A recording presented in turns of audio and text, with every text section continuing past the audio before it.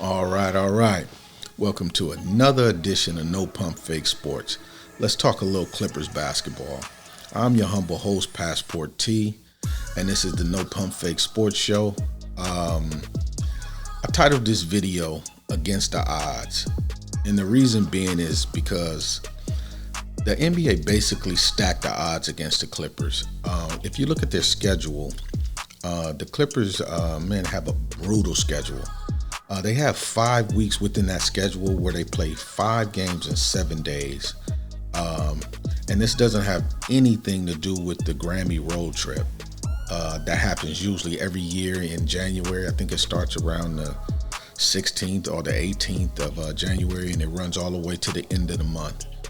But before you even get into that Grammy road trip, the Clippers basically play 2 weeks of those 5 games in 7 days, very close to the Grammy road trip. So if they're not careful, they could find themselves in a hole at the end of January that you probably can't even recover from. And on top of that, they're going into the season without Kawhi Leonard, and he's our best player. So it's going to be really, really tough. But what happened when Kawhi went down in the playoffs, it basically turned the Clippers into monsters. Ty Lue basically, he made everybody accountable. He told them injuries is a part of the game. We can't take no for an answer. And you saw the Clippers do something that had never been done in NBA history. They basically, they forged together like steel. And they went down 2-0 in each one of those series. And then in the Utah series, when Kawhi went down, you basically saw PG put the Clippers on his back. He was battling. He scored 40 points in a couple games. He wasn't having it. He wasn't taking no for an answer. And then when we really, really needed it, Terrence Mann basically stepped up, and they knocked the Utah Jazz out. And right then and there, I was like, man, this team is serious. This team really has something special. But the Clippers, even in that playoff series, when it was over, the NBA didn't do us no justice. Everybody else got like 4 and 5 days off before they started the next series. What happened to the Clippers?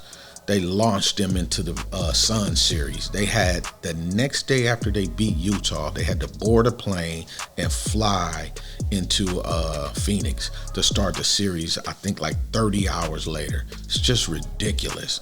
And the NBA is basically doing the same thing with this upcoming season. With the scheduling, it's just brutal. It just seems like the odds are just stacked against them. Now, on the other hand, our next door neighbors, they have the easiest schedule. I beg you to go take a look at it. It's just ridiculous, but that's another video for another day. But without Kawhi Leonard, man, I think you're going to see Paul George rally this team. You're going to see players like Terrence Mann step up big time. I think the kid is going to wreak havoc on the league. He's going to show that he's ready to be a star. I think he averaged around like 7 points last year. He only played close to 20 minutes, but I think we're going to see that average double. I think it's going to jump probably up to 15 to 16 points a game. He's very, very good on defense. He's just a stud, a young stud, and I applaud Terrence Mann. I'm really expecting big things out of him. Nicholas Batum is back. I can't say enough about Nick.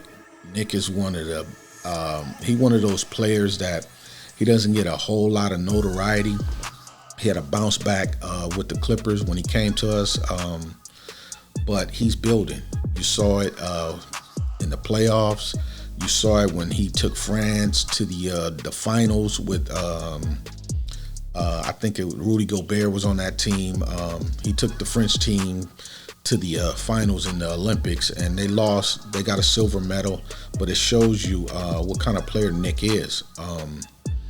And then that takes me to Reggie Jackson. Reggie Jackson, man, he showed up and showed out in the playoffs. I can't say enough about RJ. He's serious business. He was on his square in the playoffs, man. He did everything they asked him.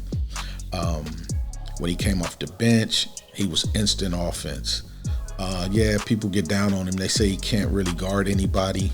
And his defense is not the best. But me personally, I like him in that Lou Williams role. I think we need him to come off the bench when we need those buckets, score a lot of points. I think Reggie is a blessing for that role. We basically traded the heartbeat of our team, Patrick Beverley, over to the Grizzlies, and we got back in return Eric Bledsoe. People were down on Eric over the last few years. He got bounced around a little bit, but I still think Eric Bledsoe has a whole lot left in the tank. I think he plays defense really well for a point guard. I think his offense is a lot better than people believe. They think Eric Bledsoe is just like some kind of scrub. They forgot, that 2015 season he had with the Suns. I think by him coming back to where it all started with the Clippers, he knows he's on a good team. We're going to see the resurgence of Eric Bledsoe. I think Eric will do really well this upcoming season. And that brings me to Justise Winslow. This kid is the guy that I'm super hyped about. Justise is 6'6". He's 230 pounds. He's extremely strong. If you dig into YouTube and you look at some of his highlights, you look at his video when he played Kawhi Leonard in the playoffs when Kawhi was with the Raptors, Justise held his own on the defensive side of the ball. He can guard the 1 through 4 position, but a lot of people think he's a small forward, which he is. But usually small forwards, they can play the 2 guard position as well, just like Paul George. But the funny thing about Winslow is a small forward and he's a point guard. He can handle the rock really well. He's an excellent playmaker. His court vision is very good. But I'm stoked about his defense. Man, this dude can play defense at a very, very high level, kind of like Patrick Beverley, but bigger, but stronger to guard those guards like Luka Doncic, Murray for the Nuggets, Damian Lillard. He's just big and he's strong and he can really move his feet well. He just can, like I said, he can really guard the 1 position all the way to the 4. This dude is a very good player. I think people were just down on him because over the last few years he was injured. So you didn't hear much from him. When he went over to the Memphis Grizzlies, I don't think they utilized his talent the way they should have. So, he was expendable. But hey, we lucky. We got him. I think by him coming over to the Clippers, joining a very, very good Clippers team and the best coach in the entire NBA in Ty Lue, I think Ty Lue would be able to utilize his skill set and you'll see him have a very good year. I think he got starter type potential, but I don't think he'll start for us. I think Ty used him in certain roles, and I think he will excel. I think he'll be able to, show what he got. I'm very excited about this upcoming season. I just think the NBA stacked everything against this squad, but I think they very diligent. I think they got the kind of mindset where they won't take no for an answer. And I think we'll still see this Clippers unit, even without Kawhi, they will excel. So I'm very excited. But that's really all I have for today. You guys let me know what you think in the comment section. Let me know if you think the odds are stacked against the Clippers or it's just the way the cookie crumbled.